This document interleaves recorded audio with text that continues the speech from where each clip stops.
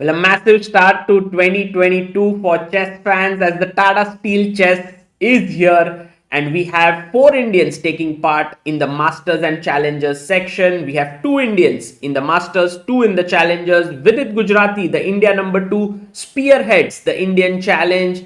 A lot is expected from him from this event. We have the youngster Pragnananda making his debut at any classical super elite event.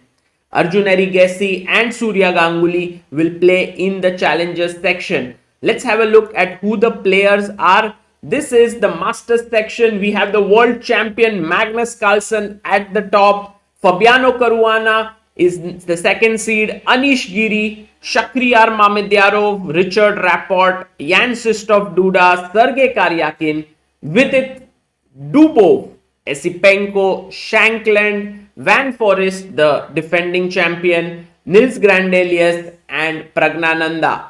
So this is going to be a huge test for little Pragg because he's the last seed. Vidit is in the middle of the table and will have a very challenging event to face. You see, in Tata Steel, the thing which makes the tournament very exciting is a mixture of young talents and world class players. So here you have Pragnananda, Esipenko, who are like two very young and talented players, and then they get these players who are fighters. So for example, Mamedyarov, Rapport, you also have Duda. They all really love to fight. Nils Grandelius as well. So it makes the overall event very well balanced. Let's have a look at what the challengers section has in store for us. In the challengers section, it's slightly weaker than usual. Generally, you have one player in the 2700 mark, but here you have the top seed at 2631, Rinat Jumabayev from Kazakhstan.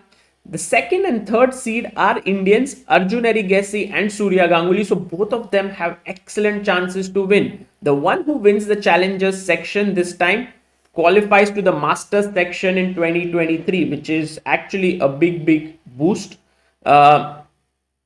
You have Erwin Lamy, Thaidan Van Nguyen, who's a very talented youngster from Czech Republic. Max Warmerdam, also very talented from the Netherlands and has been the second of Anish.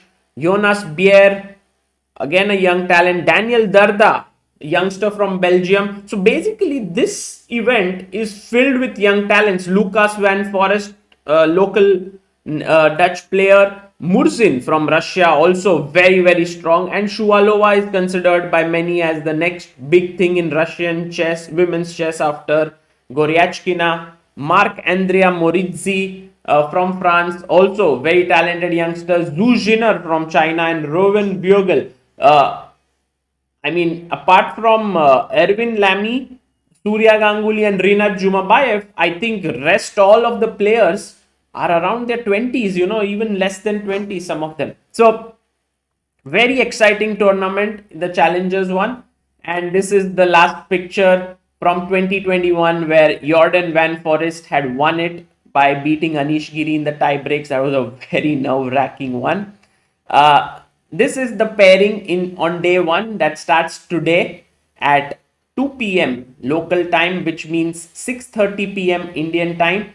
I will be commentating along with Amruta, and we will start roughly around 8:30 or so, like a couple of hours into the game when things will heat up. The reason for doing that is because if you look at the time control, it's a very long time control. It's 100 minutes for 40 moves, followed by 50 minutes for 20 moves, and then 15 minutes for the remaining moves with 30-second increment. So you can say a game might last for something like 7 hours. So if a game starts at 6:30, then it could go well beyond midnight Indian time.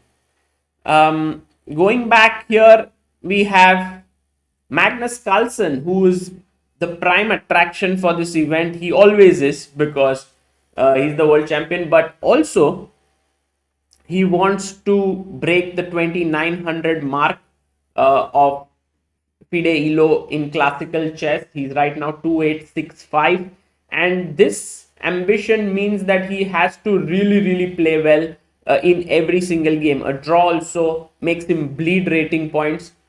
So we'll be focusing on how Magnus, goes about achieving that goal of his. You can see that in the frame behind him, his father is seen, and Magnus made a joke that, my father's frame, I was sitting below it, but actually it's just a reflection over there. Henrik is just taking a picture. And this is the playing hall. It looks like a basketball stadium. And slowly they worked. They put first the mats and the carpet, then it got ready in this way, then they got the tables and chairs, and finally it looks like this. So you have 7 boards of masters, 7 boards of challengers. This time there's no amateur section because of the COVID regulations. This is how the event looks, and it is very, very exciting. I'm very much looking forward to it. Also, Anish Giri is one of the favorites of the event. He loves to play there. He has been playing well in that event, so we'll be looking forward to how he performs. Vidit Gujrathi reached there, and you saw a few of the vlogs on Anish's channel. They had a nice time. But for Vidit, I think it's a very important event, starting from Wijk Aan Zee, then going to the FIDE Grand Prix. Will he be able to, reach the candidates? Will he be able to finish in top 3 at this event in Wijk Aan Zee? A lot of questions there. We also have Pragnananda here, who's gone there with RB Ramesh. There's a picture of them at the airport. They were going to the event. And Arjun has gone there with Srinath. So two of India's very nice and fine trainers there with their students going to the tournament. Surya Ganguly did not post a picture of him, but he did post a picture of his daughter Arya, who's now 1 year old, on 3rd of January. So he celebrated that birthday and has made his way to Wijk Aan Zee. So this was the time control that we just spoke about. There is also new tiebreak regulations that they have introduced. I think taking into consideration what happened last year, where the pieces started to fall and fly, and also what has been going on recently at World Rapid and Blitz, the organizers have made some changes, which is very interesting, because if you look at the tiebreak, what they have published on their website, it's a long document, and it just basically says that in the tie break, all the players on the same points will get a chance to play. But it's a long one, and I'll put the link in the description. You can go through it.